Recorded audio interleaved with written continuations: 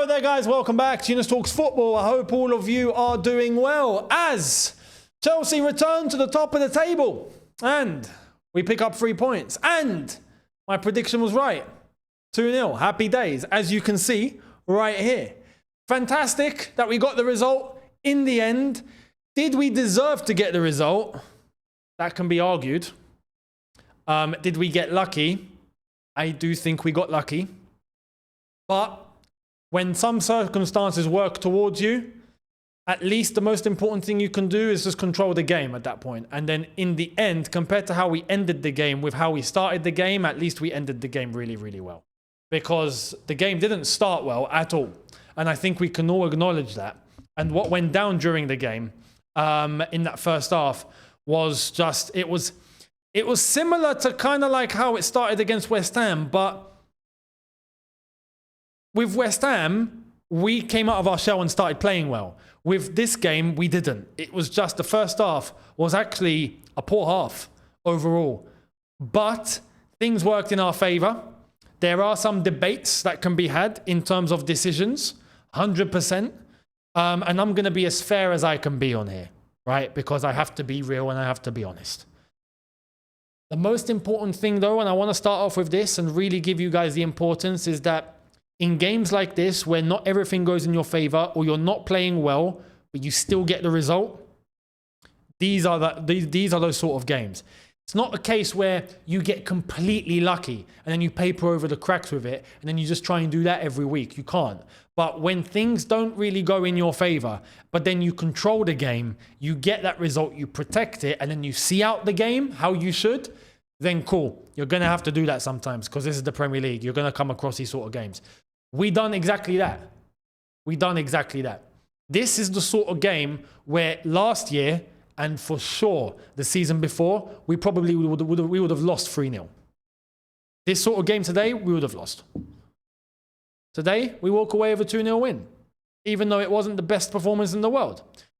So, let's get into it, because we had quite a turn of events today, right? We started off with the same team that beat West Ham. And from the very get-go, things went left. Now, we've got an injury and we've got a problem now. And I have to say, in this, Matisse has called it. I have to say, he's right. He's right. And what did he say? We need a third striker. And logically, yes. Logically, yes, you do need a third striker. But what went down is exactly as to why you do need that setup, because you do run the risk of having one of your guys get injured. And even though it looked very, very, very unlikely, but Liam Delap has pulled his hamstring. And he's the last player in this team that I would have expected to pull a hammy. Because especially when you look at the entire team and you look at all the players and you look at how physical they are, how fit all the players are, Liam Delap is one of the guys that you go and you go, I'm not worried about him. He's a flipping beast, right? He's the one who pulled the hammy. 12, 13 minutes in, hamstring gone. So the bare minimum is that he's going to be out for 3 to 4 weeks, which means that right now we are in a situation where our only striker is João Pedro. Now, we can count our blessings, some of you might say, because we've still got 48 hours in the transfer window. So what are we going to do? This is where now, I honestly don't know where we stand. I don't know, have we got money? Have we not got money? With Jackson gone on a loan with an option, and we can get into all of that, but Jackson's heading off to Bayern Munich now, that's official. A loan with an option, but there's a penalty apparently if Bayern Munich don't trigger the option, all of that. So if Jackson's gone, is he gone permanently, kind of? And if he is, then is that money counted in? Or are we still, because it's a loan, do we not have the facilities to go and get someone? We've seen the Lopez links, but do we need a striker now? So if it's not going to be Lopez, do we go and move for a striker? Or do we still go and get Lopez? Or are we not going to get anybody because we ain't got the money for it? I don't know what's capable. I don't know what's possible. I genuinely have no idea where we stand right now. Yeah. I gave you guys the whole thing about having to sell Jackson in order to get someone like Xavi Simons in. But he's now gone to Bayern Munich with the package that we are sending him off for. So do we have the facilities to go and get someone now, or do we not? Because right now we only have João Pedro as our striker. And we're back to where we were, but with Jackson. But the only difference is João Pedro is better than Jackson. So that's cool. But God forbid something happens to João Pedro. We'd be finished. So this is where we run the risk. I feel like we might need to go into the market and get ourselves a striker. We might need to go and get someone in temporarily. We might have to. We might have to. With 3 to 4 weeks, and who knows, it might be more. And then even then, after you come back from a hamstring, you're not going to be 100%. You're going to be cautious. We're going to be cautious. So Delap went off with an injury. Tyreek George came on and weirdly enough was playing up front. I don't get that from Maresca, to be honest. I think he should have just been chucked to the left-hand side. João Pedro up top, but João Pedro was still a little deeper. Tyreek George was up top. I don't get it, but that's how we were moving. And then we had, minutes later, the Fulham goal. So Fulham scored. Joshua King. And it was a really good goal, to be fair. Really nicely worked on the counter-attack, and it was a good finish. You know, Joshua King tucking in to the middle of the box, slots it into the bottom corner. Very tidy finish. But it gets pulled all the way back because of the action where Chalobah had his foot stamped on. Now, like I said at the start, I have to be honest and I have to be fair. For me, that's not a foul. Some would say it's a foul. I don't think that's a foul. And I'll explain why. It's clear as day that there was zero intention behind it, but it's not just on that. You can say that there's some fouls without the intention are fouls, but your leg was in a place where it just shouldn't be. And that's where there's like, okay, no, but it's a foul. What happened here? Which player was it? Was it Muniz? I think it was Muniz. I think it was Rodrigo Muniz. But the player that was on Chalobah. The ball is arriving to him. With his right foot, he drags the ball.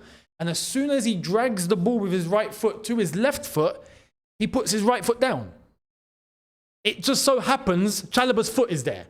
There's nothing that he could have possibly done to move away from that. He has to put his foot down. He can't just keep his foot up in the air. He can't hover.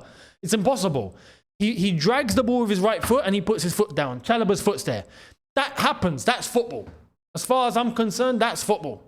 That's not a foul. But it gets pulled back all the way to that. Referee deems it a foul. And I think Fulham are robbed of a goal. There was no offside. And I think where we gave the ball away with Tyreek George, and then we had that action, and then the pass was made, we were way too high. We gave too much space. We weren't able to play an offside trap because the pass was made whilst the player was still in his own half. We should have just allowed it to be a little deeper. Let them come at us a little bit. Maybe you get an offside. But we were playing full on in their half and they caught us up with a pass straight in between and he's in on goal. So I think we got away with one. In that regard, I think we got away with one. That's a goal that I think should have stood for Fulham, and they should have been 1-0 up. Now, that's disallowed. It goes back to 0-0. We have a wake-up call, because at that point, we were slow. We looked sluggish. Enzo Fernandez in particular looked like he was eating too much rice or something, or he didn't sleep, or he went to bed at 4 a.m., or I don't know what, or he's been drinking, or I don't know. But the pace was slow. There wasn't enough intensity in the press. Everyone that was moving, except for Estevao William was the only one that was showing enough intensity. And even Delap at the beginning before he got taken off. But we were pressing, but it wasn't quick enough and it wasn't intense enough. And we were just allowing space. It was just like everyone was just, it's like fitness was low. I don't know. Is fitness low? Are we tired to an extent? Maybe.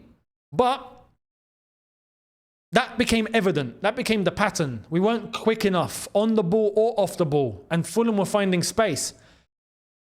Luckily enough, being 0-0, we go into more of the game towards the end of the first half. Enzo Fernandez, ball into the box from the corner. João Pedro to head it in. And João Pedro, who gets ahead of Bassi, who's bigger and taller than him as well. We're scoring goals from corners now, guys. We're scoring from set pieces. Are we doing an Arsenal here? Because we scored, I don't know how many against West Ham. We scored another one today. Have we fixed our set piece problem? Are we going down the route of the Arsenal? You know, we're going to try and pick up points now just from set pieces. Is that how we're moving? I hope not. But it's nice to have in our Arsenal, funnily enough. You know, nice play on words there. So we go 1-0 up. Some would say we didn't deserve to be 1-0 up at that point. But I'll take it. I'll take it. And for some people that say, oh, no, but you know what? We got lucky. Decisions went for us. Yeah, decisions went for us. And it's been a bloody long time since we've had that. Because normally decisions go against us. So you know what? I'll take it. I'll take it for once. I'll take it. So when I look at it from that angle, cool. But Fulham, Marco Silva was kicking off at half-time. And to be fair, I understand. To be 1-0 down, your team have played really well. You've had a goal disallowed that I don't think should have been disallowed. You're away from home. I can understand the frustration. I can. But we're 1-0 up. Happy days. We go into the second half. And this is where, again, we get another decision. But this one is completely valid. Completely valid. This is a correct decision, fully correct. And there's no ifs, buts, or maybes. We thought Enzo Fernandez was going to be taken off. He didn't. He was stay on. He was still on. Minutes into the second half, we have the action. Chalobah crosses the ball, and it's a handball by Sessegnon. Now, for anyone that's going to debate and say no, but he had his back turned, it's not a handball. I'm sorry. When your back is turned, but your arms are still in a natural position and it hits your arm, absolutely. Or even if your arms are a little bit wide and you just turn and it's still quite a distance and it hits you on the arm, you can't see, fair enough. But when the ball is being crossed, you've turned and you're protecting your face with one arm. So you show that you can protect yourself with one arm. And then you do this. And then it hits you there. I'm sorry, that's handball. I don't care what you say, that's handball. You've stopped the trajectory of the ball with your arm in a place that it just shouldn't be in. And you've shown that you can protect your face with your other arm. You've got no problem doing that. I'm sorry, that's a handball. So the referee gave the decision. Some will say, yeah, but João Pedro touched it with his arm. No, that was a ball to hand. He had his arms out. The ball was right there. Player kicks it and it goes. And then even then, after that, he puts his arm behind him. That's not a handball. But Sessegnon doing this and having it like he wants to turn and still have it out, I'm sorry, that's a handball. You stopped a clear goal-scoring opportunity there. So, penalty given, Enzo Fernandez steps up, and for someone who was having an absolute stinker, it's mad that at that point, he ends up with a goal and an assist. Enzo Fernandez, I don't know what it is. When he plays badly, sometimes he ends up getting something out of the game, and then when he plays really well, he doesn't actually get a goal or an assist. Weird. But he then started to get himself into the game after that. He started to look better. And so did the rest of the team. Once we were 2-0 up and we started to make some really good substitutions, even later on, we started to really pace things really well. Fulham started to expose themselves a little bit with space. We started to show a little bit more dominance. We started to, get in behind a little bit more. We started to up the tempo. We showed more confidence in moving the ball. Fulham, granted, were trying to advance a little bit. And like I said, the space that they were showing did probably help us. But we were showing more energy. We were moving quicker. We were moving more precise. We were showing more control. And then later on, the subs were absolutely correct. Well, Steve-O comes off. Yeah, big up to Esteval. Gittins comes on. Correct, because we're winning 2-0. And in that sort of scenario, I think it's good to see what Gittins can do. Which even then, we didn't see too much. Have to be honest. And this is where I think we're beginning to get confirmation that Gittins is in fact raw. And he's going to need a lot of work. Santos comes on, James comes on, but Tyreek George is brought off, even though he was brought on earlier. And Pedro Neto was brought off.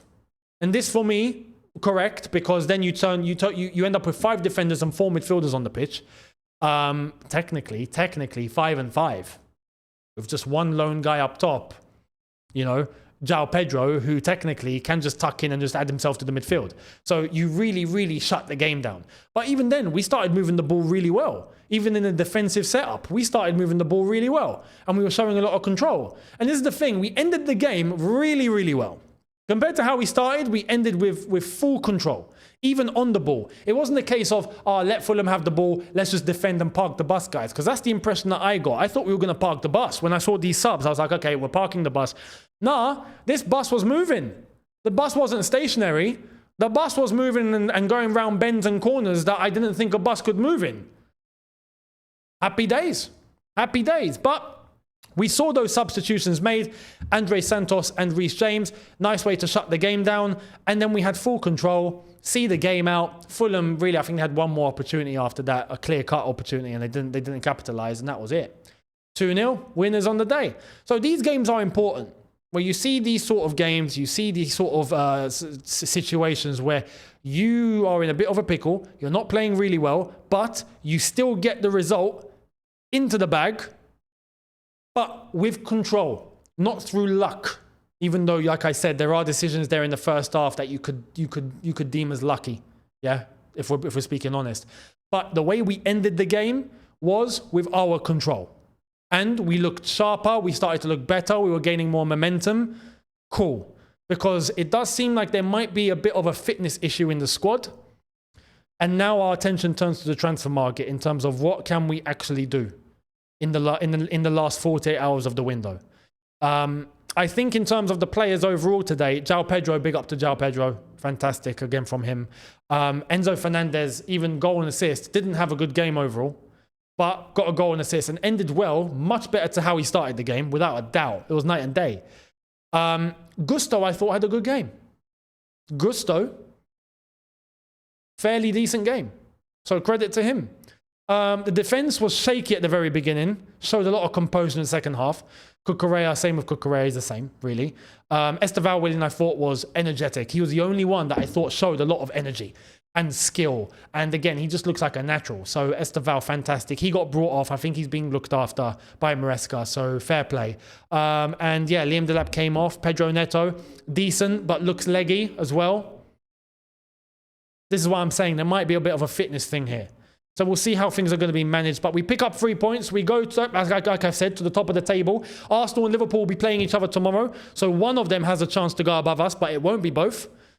Or if they draw, then we'll be level on points with all of them. And hopefully Tottenham get back to Tottenham ways and bottle some results, please. That would be nice.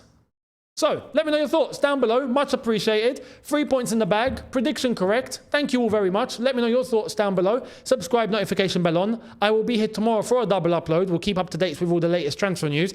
And then deadline day, I'll be here. So make sure you guys are here. We might even do a live stream to wrap up the window. So make sure you guys are here for that. Thank you all so much. And I'll catch all of you tomorrow. In a bit, people. Look after yourselves. See you then. Take care.